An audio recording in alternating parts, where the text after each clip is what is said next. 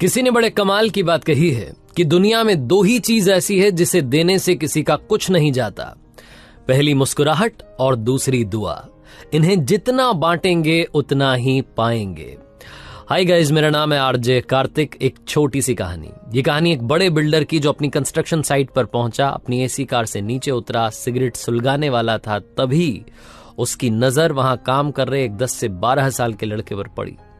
उसने देखा कि उसकी कंस्ट्रक्शन साइट पर एक लड़का काम कर रहा है, बाकी जवान मजदूरों के साथ में ईंटें उठाकर के इधर से उधर पहुंचा रहा है। 5-7 ईंटें, वो नन्हा सा लड़का पूरे दमखम के साथ लगा हुआ है। जैसे उस बच्चे पर ध्यान गया, तुरंत अपनी सिगरेट पॉकेट में रखी, दौड़ता हुआ उस बच्चे के पास गया और जाकर के उसे डांटने लगा कि छोटू, तुझे यहाँ काम पर किसने लगाया? यहाँ काम क्यों कर रहा है? उसके हाथ से वो ईंटें फिकवा दी, उसको दूर खींच करके लाया, बिल्कुल डांटते हुए। वो बच्चा रुआंसा हो गया। उसने कहा, बाबूजी मुझे काम करने दो, मुझे जाने दो, मुझे अपना काम करना है, मजदूरी चाहिए।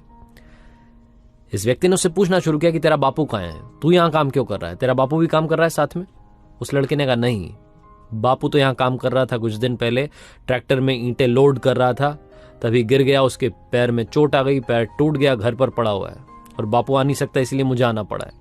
वो छोटा बच्चा बिल्कुल बड़ों की तरह बात कर रहा था। इस व्यक्ति को और गुस्सा आने लगा। इसने पूछा कि तुझे तेरे बापू ने भेजा है, तेरी माँ ने भेजा, किसने तुझे यहाँ काम पर भेजा है?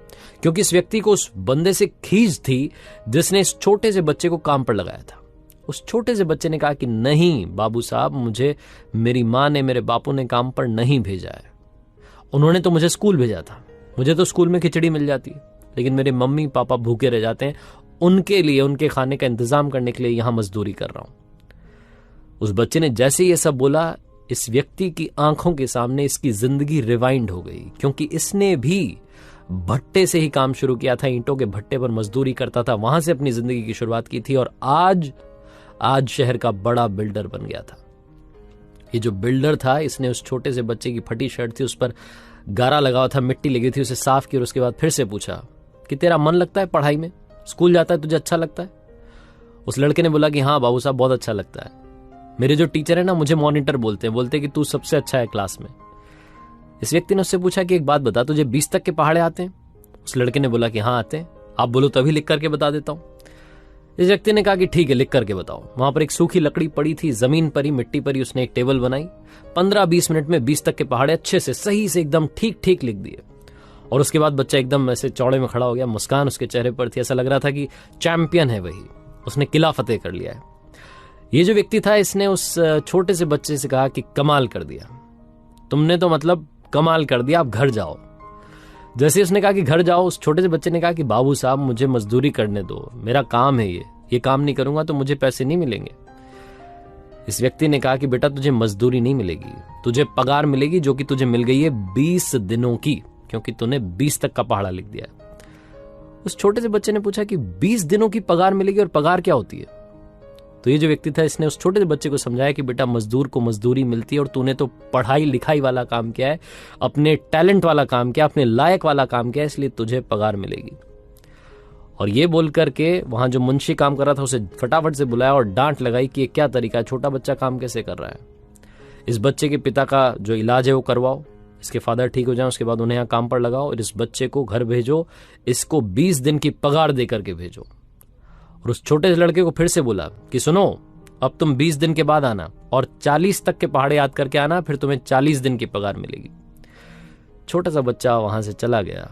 ये बिल्डर भी अपने घर जा रहा था वापस, और सोच रहा था कि जिंदगी में इसने कैसे अपनी जिंदगी को यहां तक पहुंचाया और कैसे वो बच्चा आगे बढ़ सकता है, उसकी कैसे मदद की जा सकती है। छोटी सी कहानी है, लेकिन बहुत बड़ी बात सिखाती है। लाइफ में मुस्कुराहट और दुआ बांटते चलिए। ये कहानी ये भी बताती है कि हम में से काफी सारे लोग इग्नोर करते जाते हैं, जैसे कि वो मुंशी, उसके वहीं पर वो लड़का काम कर रहा था, लेकिन उसने कभी ध्यान नहीं दिया। और ये बिल्डर जो कि नीचे से ऊपर तक पहुंचा, जिसे जिंदगी की अहमियत पता थी, जिसने उस लड़के को देखते ही उसे डांट लगाई और उसे बताया कि मजदूरी और पगार में डिफरेंस क्या होता है। जब कभी, जैसे कभी आपको बन पाए, आप किसी की मदद जरूर कीजिएगा, मुस्कुराहट बांटते चलिएगा। अगर आप किसी को पढ़ा सकते हैं, किसी गरीब बच्चे को, तो वो भी एक बहुत अच्छा काम है, आप कहीं ना कहीं दुआ कमाएंगे। आरजे कार्तिक बस ये कहना चाहता है, ज्ञान सबके पास है, मुस्कान बांटते चलिए, कर दिखाओ कुछ ऐसा कि दुनिया करना चाहे आपके जैसा। याद रखिए, हर सोमवार सुबह 9:30 बजे मेरे सोशल मीडिया हैंडल्स पर देखिए एक नई कहानी।